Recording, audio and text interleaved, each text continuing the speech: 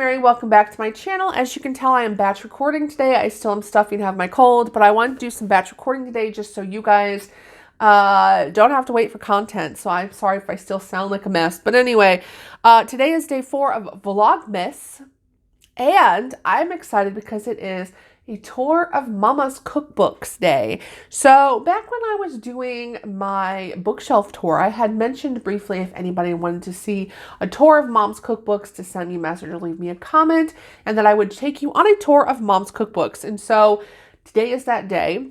If you're not interested, that's fine, but it is what it is. So to kind of put it all into perspective, I have one shelf, bottom shelf of my bookshelf, that's Mom's Cookbooks, and I have really dwindled this down. When we first moved to the Indianapolis area about 10 years ago, about 11 years ago now, my mom had had a stroke, and so we moved from Northwest Indiana to Indianapolis to put my mom into a rehabilitation/nursing home center with the idea that when we moved there, it was going to be temporary, right? She was in a rehab center. So we thought, well, she just needs time to strengthen herself and then she will come home. So I moved everything into this apartment and we had rented a garage to go with it, and everything was like in the storage garage, and with the idea my mom would be home. But my mom ended up not coming home. She passed away a little bit under a year of going into the nursing home. And so at that point, I was left going through all of her things. Now, I am not a person who likes to cook, and in fact, my mother had a lot of cookbooks, but she never really used them because my dad is super picky and doesn't like anything. Truthfully, he's very old school. He doesn't like to try new things. He likes to be tried and true, and what he likes, he likes. So my mother would buy all these cookbooks or pick them up at thrift stores or order them online, and she didn't really use them a lot. So it's kind of funny, but I ended up going through, at the time my mom had close to 200 cookbooks. And I've got these dwindled down. I've never counted these, but it's maybe 30. I went through and really got rid of a lot of these. The ones that I kept are sentimental to us because they have recipes that we actually do use, or they're ones that were super important to my mother, or they're ones that have a story behind them. There's something like that included in the sort of cookbook and or whatever we have going on. So I'm going to try to go through, I'm going to be bending, so I'll try to get some of that out of there. So we'll go along with this. We're going to see how it goes. So the first set, I'm not going to bring them all up. There are 12 volumes of these, and these are extremely worn. It is the Women's Day Encyclopedia of Cooking. There are 12 volumes, and they go alphabetically. So here's like volume, I don't know how well you can see it, volume 10, and it has the alphabet. So this is Q through SOR. They have like A through B, E, A through COS, and on and on. So anyway, there's an index in the back that kind of breaks down everything throughout the entire series. So it'll tell you what's in here, but it's really cool. When was this done? My mom actually said she saved up for these books. I can't remember how, but she said you could buy them either as a set or you could buy them one by one, and she ended up buying them one by one. She saved up for them. And I'm trying to see what year this was published. 1966. So these are from 1966. And obviously it just goes alphabetical order. So the Q, we have quail, quiche, ragouts, raisins, raspberries, ravioli, red snapper, how to properly cook rice, rice cookbook, root beer, rosemary, sage, salmon. I'm just naming a few. And then you just have recipes that go with them. So for example, under rice, you've got all the rice things you want. So you've got rice waffles, rice fritters, rice pudding, custard rice pudding, sweet scrambled rice, rice l'imperatrice, whatever that is. You've got under rice casseroles. So then it has pork and pepper rice casserole, pineapple rice pudding, marinated pepper strips with rice, cream clam pilaf rice casserole, On and on and on. So it's literally like everything you could possibly think of under that letter of the alphabet. And my mom's got A through Z. And under like S, you've got shrimp bisque, shrimp stew, shrimp chowder, shrimp gumbo, shrimp cakes, shrimp Hawaiian shrimp, shrimp casserole. Like if you name it, it's in here somewhere. And I kept these because my mom literally said that like they were at the Goldblatts in downtown Hammond. And my mother saved up. And every time she got enough money, she would go buy the next volume in the set. So we have A through Z, 12 books. I have never once used these. Not even one time. But I keep them because they were important to Mama. All right, the next couple books are actually magazines or books we've kept. This is Family Circle Illustrated Library of Cooking. I don't know what year this was published, but I'm about to look it up. This is another one my mom got when she was a youngin'. This was published in 1972, so my mom was in her early 20s when she bought this. And again, it's just a cookbook with a lot of like old, look at them old dishes. Isn't that funny? It's just all the Family Circle recipes. They got American classics. They've got the Midwestern classics. Things to take camping. I've, again, never used this, and I don't know why. The pizza pickups sound good. Ooh, pizza pickups. I like pizza. They have a whole section on hors d'oeuvres, too. We always make a bunch of hors d'oeuvres for New Year's Eve. I should look some of these up. All right. Now, these are a couple of magazines. Now, don't laugh. My mom bought these too at the store back when they were like actual book form. So this one is from, what year is this from? Hold up. Let me look it up. This one is from, I don't know, but it's old. These are old. How old are these? My mom bought these when I was little, but I'll tell you why I keep them in a minute. 1991, and this one's 1992. The reason we do is there are recipes we use. First one, butter crisp chicken. This one houses butter crisp chicken, which is like the most amazing chicken you will ever eat in your life. You might have a heart attack after you eat it, but it's really good. And there's actually several other recipes I make in here. I like the marinated pork chops in here. There is one that's like oven fried chicken that we use in here. So it's just it's a magazine like you'd buy at the checkout lane, but we make a million things. And then this one has the French toast. This has overnight French toast. You buy like a loaf of French bread, you soak it in this stuff overnight in your fridge, and then it goes in the oven in the morning. It is amazing. So I keep these, and there's actually several recipes that I still make. The most important one being the butter crisp chicken. Amazing recipes that my mom just got at like checkout line of the grocery store. It's good stuff though. All right, this is a personal favorite. It is Falling Apart. The Better Homes and Gardens new cookbook. And this is an old one. This one is an old one. I mean, this thing is literally falling apart. What year is this? From the 50s, I think. Hold on. Let me see if I can find a publication date. I don't even know if I can because this thing's so freaking old. I think it's from the 50s, if I remember correctly. Yeah, I have no clue. I can't. The page doesn't even exist anymore. But to say that my mom used the crap out of this book would be an understatement. It is literally falling apart to the point where I very rarely use it. But my mom got this when she was in elementary school. So it's from the 50s. I mean, it's from the 50s, but it's so cool. I'm going to see if I can hold this up without killing it. It's got tabs, right? So you open it up. It's got all these tabs that you open, and it's got meal planning and nutrition. It's got appetizers, breads, how to make everyday waffles, and what I love about this is it even has a section on like how to remove spots and stains, which is really cool. How to remove blood, chewing gum, chocolate, coffee, tea, oil, fingernail polish, grass, grease or oil, ink, iron or rust, lipstick. If you get lipstick on your clothes. This is falling apart, and I don't use it not because I don't love it. I just dropped a page. But anyways, not because I don't love it, but because I'm afraid it's going to fall apart. It's from the 50s. I'm wanting to say it's like 52 or 53. All right, guys, next cookbook. This one's called What's Cooking in Kentucky. It's missing its cover. I have no idea where my mom got this. I think she got it on a vacation somewhere.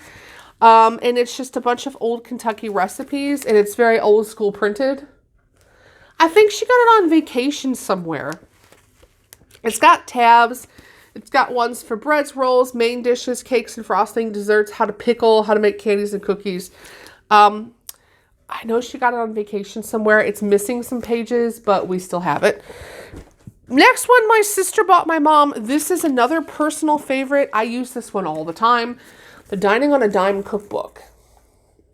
If you have not bought this one, you need to.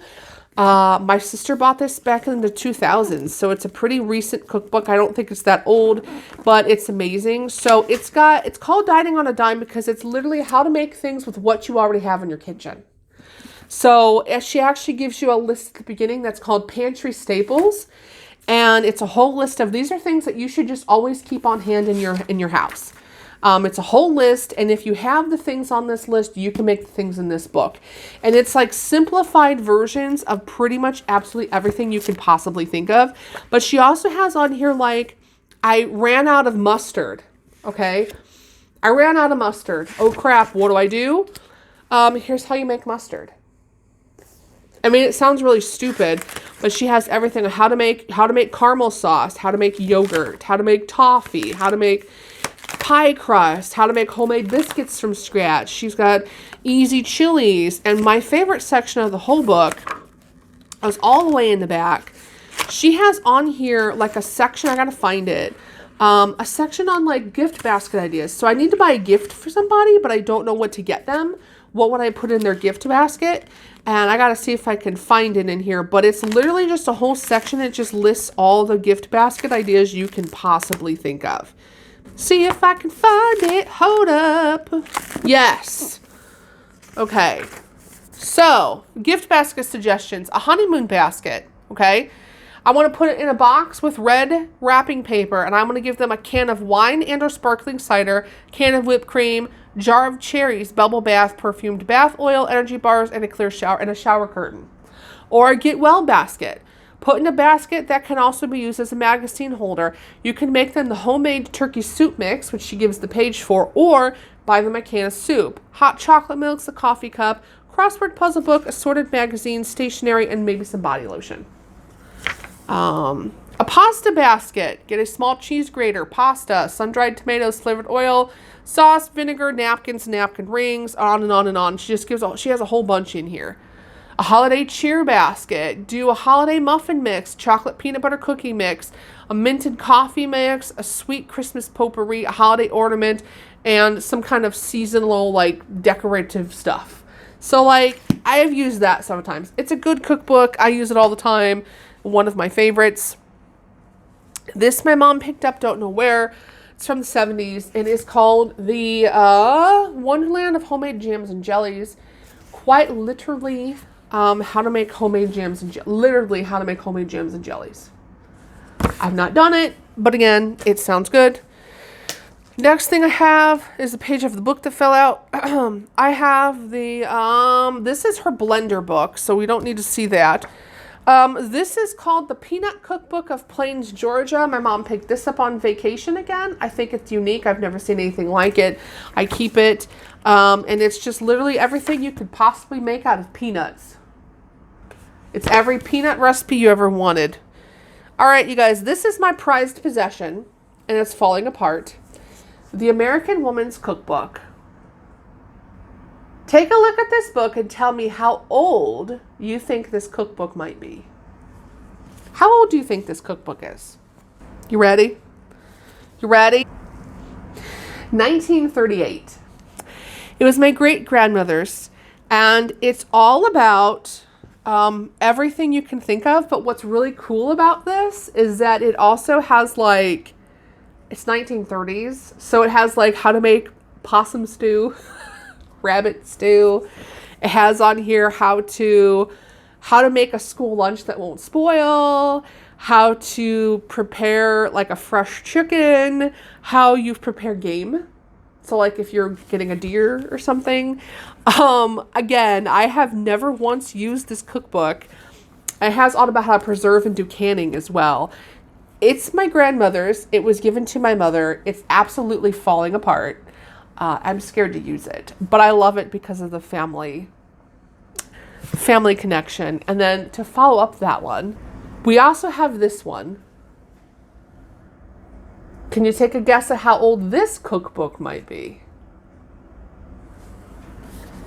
Put your guess below.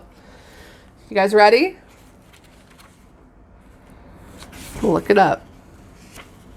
Ready? 1908. This was also my great-grandmother's cookbook from 1908.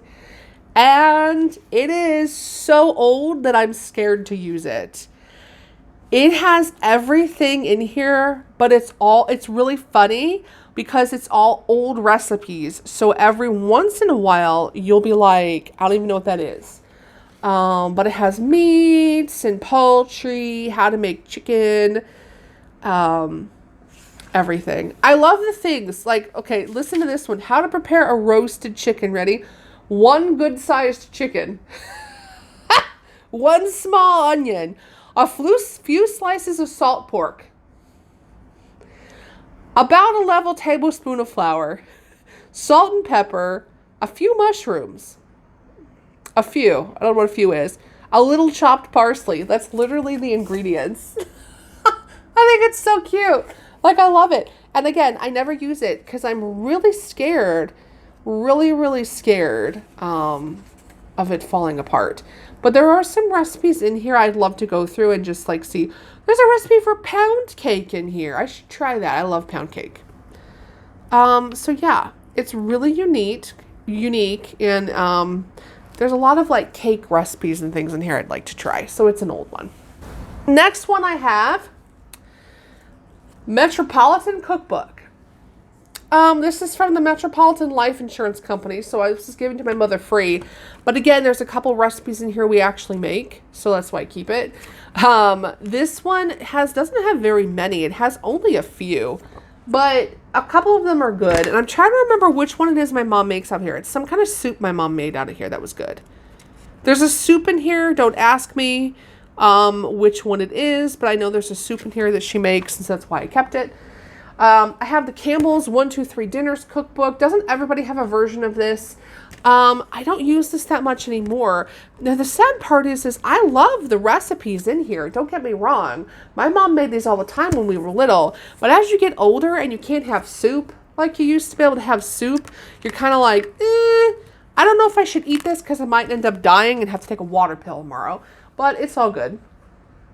This one we keep because it's from my parents' old church. This is just a homemade cookbook from Bible Baptist Church in Highland, Indiana. My mom and dad were members there for a long time, and it's just, a church cookbook that they put together and put people's names on, and it's just more sentimental. I've never made anything out of it, but I think it's really cool. Another one is the family living one. This was $1 at the checkout line. It has almond cookies like you get from a Chinese restaurant. And so my mom kept this one because she wanted recipes on how to make almond cookies because we love almond cookies. And they're actually pretty good. They're never as good as the ones from the actual Chinese restaurant, but they're very good. So my mom kept that one, and that's why I've kept it. All right, we have got this one. This is How to Simply Cook Cajun. Do you guys remember this TV show on PBS about the Cajun guy? He was so intriguing, and my mom loved to watch him. So this is all his recipes. I remember you could write out to him and get the cookbook. And my mom loved watching him on PBS. But let me give you a tip here. My parents don't like spicy stuff, so they've never made anything in this book. My mom just loved his show, so she bought it. I don't even know if any reruns of that show are still on. I don't know. Next one we have is this one. It is called Food Writer's Favorites Entrees. My mom picked this up at a Goodwill one time. This is another one I keep because there are several recipes in here that we make. It doesn't have any pictures. We like the white chili recipe. That's a good one. There's also a one in here that's like soda pop pork chops or something like that my mom used to make that were really good. So I keep that because there's recipes we eat. This came with my mom's Cutco knives. It's the Cutco cookbook, which I think is kind of funny. This is an old cookbook from Cutco, though. I can't remember what year this is from. I think this is from the 70s, if I remember correctly. Yeah, it's from 1961. And it tells you different suggestions for how to flavor different meats. And it gives you like recipes for different things. So you have different, and it'll tell you what knife you use. Because my mom bought the knife set and this came with your knife set. How to make different poultry seasonings. I don't know if my mom ever actually used this, but it goes with her knife set. I still have her Cutco knives. All right, funny story. My mother was a huge fan of Mr. Food. So for her Christmas one year, my sister and I bought her a Mr. Food cookbook. So she kept it. My mom was obsessed with Mr. Food. And so she used to love making his stuff. I think everybody should know who Mr. Food is. But the funny thing is my mom never made anything out of this cookbook. But everything just fell. Did you hear that? It scared the poop out of me. But we kept it because my mom loved him. My mom watched him all the time. Never cooked any of his recipes, but absolutely loved him. What does she have? Oh, and it's a signed copy too. So my mom was like super, like peeing her pants over that because it was so cool. What's in here? Oh, the Mr. Food newsletter. I remember I got her that. And then in here, she's got Mr. Food's homemade and holiday recipes. She kept that. And then she's got where she wrote a letter to him and got a letter back. She was such a huge fan of Mr. Food. It's kind of cute. All right. This one is another old one. Aunt Sammy's Radio Recipes Revised. This is from the Illinois District Congress guy. Do you see that? I don't know. I don't know who this is, but it's old and my mom kept it. It's from 1931. This was also my grandmother's that was passed down to my mom's. And it doesn't have a whole lot of recipes, but it has a few. But it's another old one that belonged to my great-grandmother, and so my mom kept it. You know, I should Google and find out who this James Barnes is. It's from the Bureau of Home Economics, U.S. Department of Agriculture. I need to Google this. I'm not quite sure what the connection is. Then there's another Metropolitan cookbook. Apparently this came out more than once. I'm not sure. It's from Granite City. Where's Granite City? I don't know. This one's from 1922. So apparently back in the day, they used to like give these to people, I think. Apparently. This is, again, not one that my mom really used much of, but it's so old and I love the historical elegance of it. So that's why I keep it. This is the manual to our bread maker. I don't know what I just dropped. Hold up. Handwritten recipe cards that go with the bread maker thing. Oh, these are all bread recipes. So my mom has bread recipes with the bread maker thing. This was actually mine, and I begged my mother to keep it because it's an Irish cookbook, and my family is genetically mostly Irish, although I found out we're actually more Scottish than Irish, but we're not going to talk about that today. And it has just different Irish recipes. It has on how to make, but the funny thing is they're like Americanized. Like nobody's going to go to Ireland and make shamrock smoothies. Like, come on. Nobody's going to do this. I picked this up when I was like 13 and my mom kept it for me, which is really sweet. But realistically, this is like an Americanized Irish. Because this is like to throw your St. Patrick's Day party with. But whatever. My mom bought it for me, so I keep it because mommy bought it for me. All right. I have a random printout of thumbprint cookies. The Taste of Home's bonus book from 2007. My mom kept this one because of a pie crust recipe, I'm pretty sure. Yeah, a pie crust recipe. So she kept it for the pie crust recipe. Don't know why, but there you go. And then I have a bunch of randomness here. The Corn Flakes cookbook. This is the old one. What year is this one from?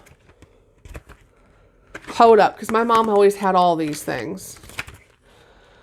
1995. It's not that old. Cornflakes cookbook.